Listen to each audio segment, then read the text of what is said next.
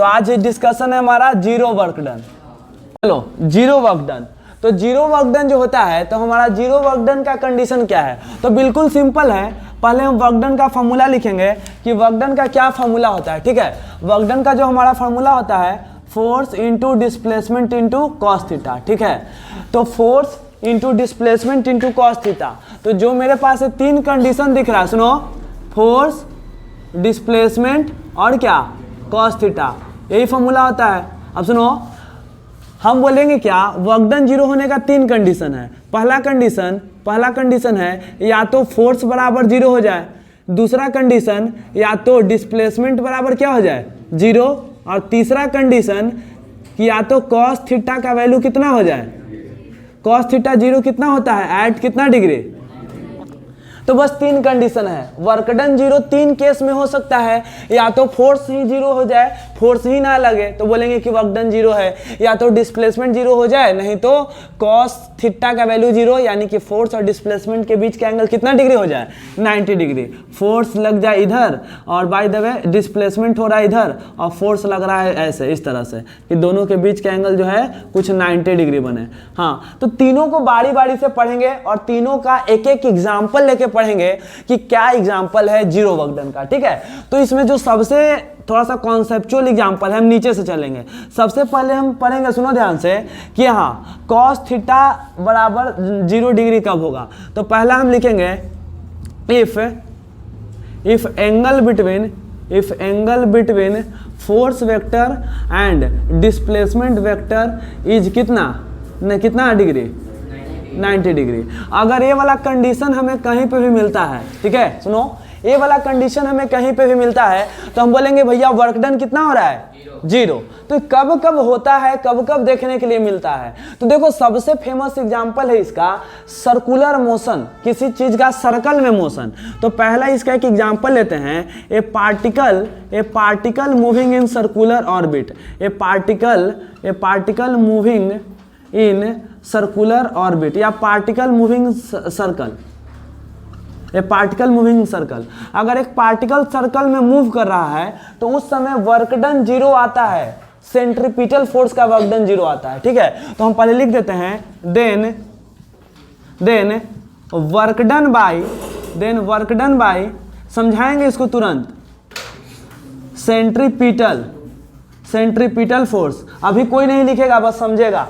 Work done by centripetal force क्या आ जाएगा, work done by centripetal force will be zero, या is zero, कुछ भी लिख सकते थे, विल बी जीरो।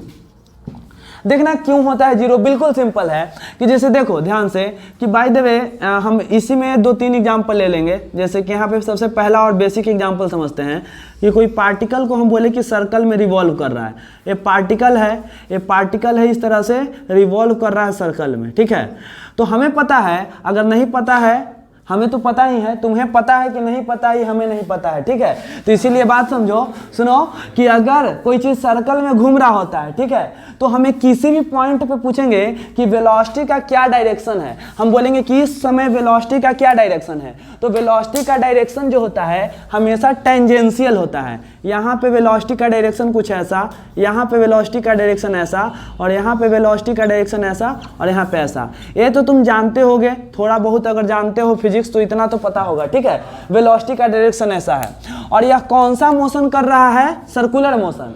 तो कोई भी पार्टिकल को सर्कुलर मोशन करने के लिए एक फोर्स का आवश्यकता पड़ता है, उस फोर्स का नाम है सेंट्रीपिटल फोर्स। कौन सा फोर्स, सेंट्रीपिटल फोर्स। एक फोर्स की आवश्यकता पड़ता है सेंट्रीपिटल फोर्स। ठीक है, एक फोर्स की आवश्यकता, और सेंट्रीपिटल फोर्स हमेशा उसको कहाँ खींच के रखता है, सेंटर की तरफ।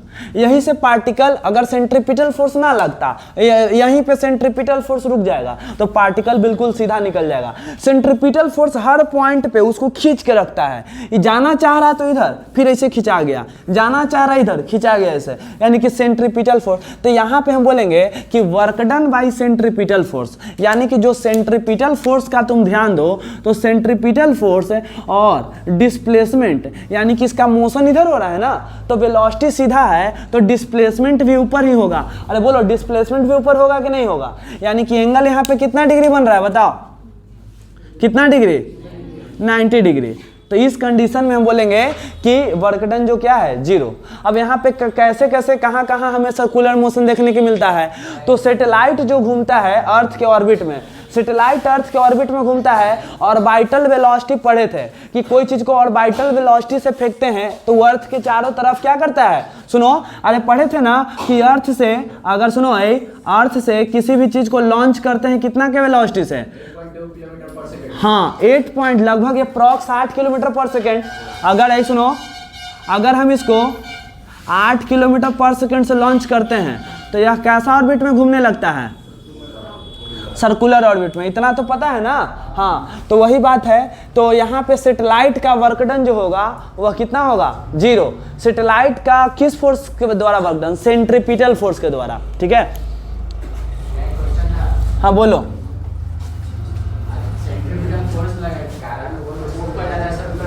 हाँ क्या, हर पॉइंट के बात कर रहे हैं हम। इस जैसे कि इस पॉइंट पे हम पूछेंगे कि फोर्स और डिस्प्लेसमेंट का क्या डायरेक्शन है, तो जो डायरेक्शन वेलोसिटी का होता है वही डायरेक्शन डिस्प्लेसमेंट का होता है। जो डायरेक्शन वेलोसिटी का होता है वही डायरेक्शन किसका होता है, डिस्प्लेसमेंट का। तो इस पॉइंट पे वेलोसिटी ऊपर या डिस्प्लेसमेंट ऊपर या फोर्स अंदर, तो इस पॉइंट पे वर्क डन 0। इस पॉइंट पे भी, यानी कि सर्किल में जितने भी पॉसिबल पॉइंट है, हर पॉइंट के अलग, अगर हम अलग अलग वर्क डन निकालेंगे तो हर पॉइंट का वर्क डन कितना आएगा, 0। और फिर सारे को जोड़ देंगे क्योंकि वर्क डन स्केलर क्वांटिटी है, स्केलर क्वांटिटी को जोड़ा जा सकता है। तो टोटल वर्क डन कितना आ जाएगा, 0। कोई दिक्कत नहीं, 0 वर्क डन, समझ गए।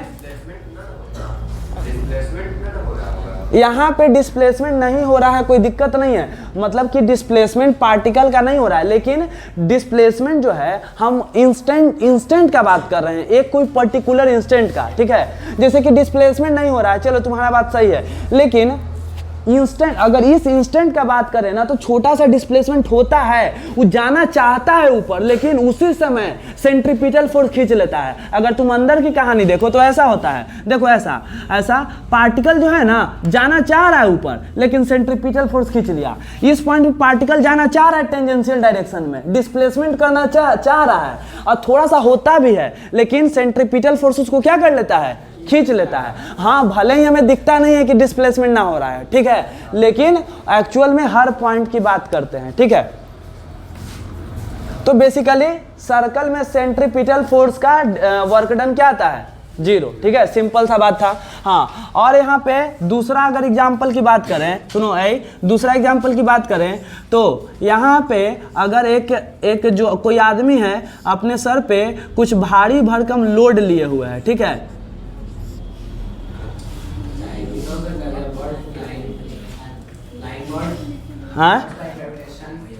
हाँ वो, अरे बोले ना एग्जाम्पल की कमी थोड़े हैं, अब तुमको पता है तो बताएंगे, पहले हम जो 2 लिख लेते हैं जो मतलब कि लिखा जा सकता है, ठीक है।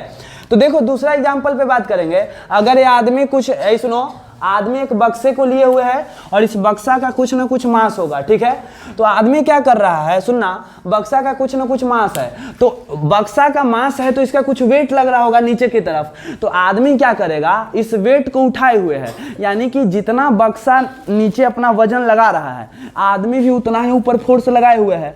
यानी कि आदमी जो है, सुनना, आदमी जो है ऊपर की तरफ फोर्स लगाए हुए है। यहाँ पे एक्सटर्नल फोर्स, सुनो यहाँ पे एक्सटर्नल फोर्स ऊपर लगाए हुए है और आदमी जो है ऐसे मोशन कर रहा है, ठीक है। यानी कि आदमी फोर्स लगाए हुए है ऊपर और चल रहा है, यहाँ से यहाँ चला है, तो डिस्प्लेसमेंट बाय द वे हुआ है इधर, सुनो, डिस्प्लेसमेंट हुआ इधर। तो इस समय भी फोर्स और डिस्प्लेसमेंट के बीच का एंगल कितना डिग्री आ गया, 90 डिग्री। यानी कि बोल सकते हैं कि अगर हम अपने सर पे, देखो अगर हम अपने सर पे ये चीज ऐसे ऐसे रख ले, ठीक है, ऐसे अपने सर पे रख लेते हैं, ठीक है। और सर पे रखने के बाद सुनो, सर पे रख लिए और हम क्या ये भारी है थोड़ा सा, तो हम क्या ऊपर की तरफ फोर्स लगाए हुए हैं, फोर्स ऊपर लगाए हुए हैं और चल रहे हैं आगे, ठीक है। तो हम बोलेंगे कि कुछ काम किए कि नहीं किए, तो काम नहीं किए, वर्क डन 0 किए। हमारे एक्सटर्नल फोर्स द्वारा वर्क डन क्या हो गया, 0, क्योंकि हम फोर्स लगाए हुए थे ऊपर और डिस्प्लेसमेंट कर रहे हैं कहाँ, आगे। तो यहाँ पे बोल सकते हैं इसी तरह से कि यदि कोई कूली, कूली कहने का मतलब जो स्टेशन पे होता है सामान ले जाने वाला, तो वो अगर सामान उठाता है और सामान पहुँचा देता है और हमसे पैसा मांगता है कि चलिए पैसा हुआ इतना, तो हम बोलेंगे कि भाई तुम्हारा वर्क डन तो 0 है, पैसा काहे मांग रहे हो, ठीक है। तुम्हारा फोर्स लग रहा था ऊपर, डिस्प्लेसमेंट किया आगे, तो तुम्हारा वर्क डन कितना हो गया, तो तुम पैसा किस बात का, हाँ, तो वहाँ पे फिर वो भी अपना हिसाब बनाएगा, वो नया फिजिक्स कुछ वहाँ पे क्रिएट करेगा, ठीक है, पैसा उसको ले कहेगा कि जी सर हाँ समझ गए, आइंस्टीन आप ही थे, चलिए अब निकालिए पैसा, ठीक है। चलो तो यहाँ पे बोलेंगे कि अच्छा इसको लैंग्वेज में कैसे लिखेंगे, यही सुनो ध्यान से, सुनो इफ ए पर्सन कैरी, ये सुनो, if a person carry a load, बात नहीं, if a person carry a load on his head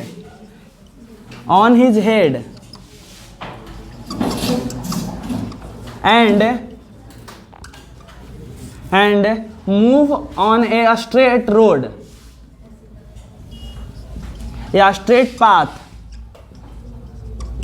अगर आदमी एक लोड लेकर के स्ट्रेट पाथ पे चलता है तो बोलेंगे कि वर्क डन बाय, सुनो लिखेंगे यहाँ पे वर्क डन बाय, सुनो work done by external force applied by man, या इसको ऐसे भी बोलते हैं, सुनो इसको और ये दूसरा तरह से कैसे बोलते हैं, work done by man against gravity, work done by man against gravity, मतलब कि ग्रेविटी जो है इस बक्से को नीचे खींच रहा था और आदमी ऊपर उठाए हुए हैं, तो इसको दूसरा लैंग्वेज में बोलते हैं work done by man against gravity, gravity के अगेंस्ट। या इसको सिंपल लैंग्वेज में हम लिख रहे हैं, सुनो सिंपल लैंग्वेज में work done by external force applied, क्या अप्लाइड बाय मैन इज कितना 0, तो 0 वर्क डन का एग्जांपल हो गया। हाँ बोलो, और तुम्हें क्या पता था 0 वर्क डन का एग्जांपल बताओ। Bird is flying, force by, अगर बर्ड फ्लाई, हाँ आसमान में बर्ड उड़ रही है, ठीक है, आसमान में बर्ड उड़ रही है इस तरह से, ठीक है, पंछी इस तरह से आसमान में उड़ रही है, तो ग्रेविटेशनल फोर्स नीचे, अब पक्षी उड़ रही है आगे, तो वहां पे भी ग्रेविटेशनल फोर्स कितना वर्क कर रहा है, 0। सही है, तो जो लिखना चाहो लिख सकते हो। तो ये हमारा हो गया पॉजिटिव वर्क और क्या चीज, निगेटिव वर्क। हाँ, वर्क डन जो है पॉजिटिव वर्क डन और निगेटिव वर्क डन, लेकिन अभी वर्क डन का शुरुआत है, इंट्रोडक्शन है, ठीक है।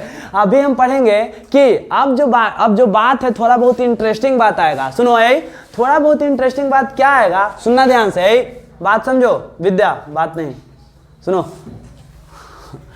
अब रिकॉर्ड हो गया, ठीक है, अब सुनो ध्यान से, अब पता चल जाएगा सबको कि क्लास में कौन बात करता है। हाँ, एडिट कुछ नहीं होगा, डायरेक्ट डाला जाएगा, ठीक। हाँ सुनो, कल तू आया था क्लास, हाँ तुम आया था, नहीं आया था, दिखाओ कॉपी दो, तुम आया था क्या नहीं आया था,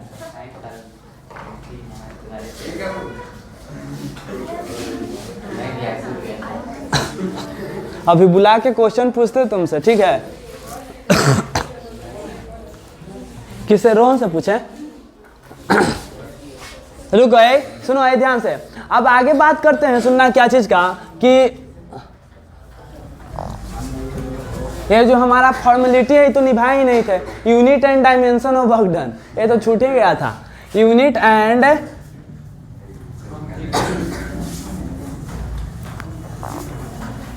डायमेंशन किसका है, सुनो यूनिट एंड डायमेंशन किसका निकाल रहे हैं, वर्क डन का। ए मिस्टर कंफ्यूजिंग,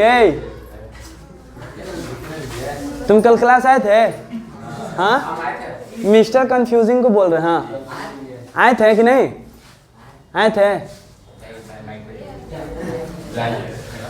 आओ इधर आओ तो, आओ सुनो सुनो सुनो, आओ इधर आओ, कॉपी लेके आओ, कॉपी लेके आओ। ये हमारे पास क्वेश्चन भेजता है ना, sir I am very confusing,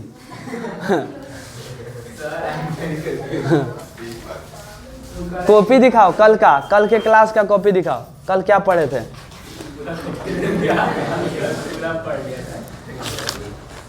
चलो पॉजिटिव वर्क डन का एग्जाम्पल बताओ, 2 ठो। हाँ बताओ।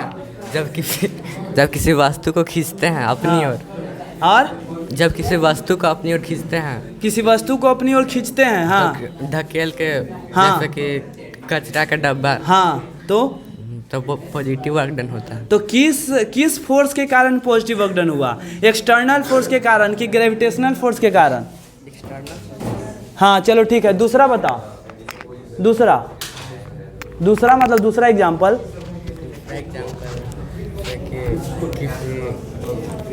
बोलो जल्दी।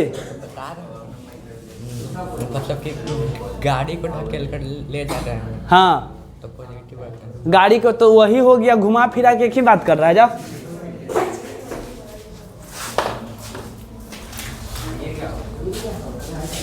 लो चलो यूनिट एंड डायमेंशन सुनो। तो सुनो, जिसका भी यूनिट लिखना है पहले formula force into displacement into cos theta. तो वर्क डन का कैसा यूनिट लिख रहे हैं बताओ? ऐसा यूनिट, ऐसा यूनिट। तो फार्मूला पता है तो यूनिट लिखना कोई बड़ी बात नहीं है, ठीक है। तो फोर्स का हो गया हमारा क्या? न्यूटन, और ये हो गया हमारा क्या?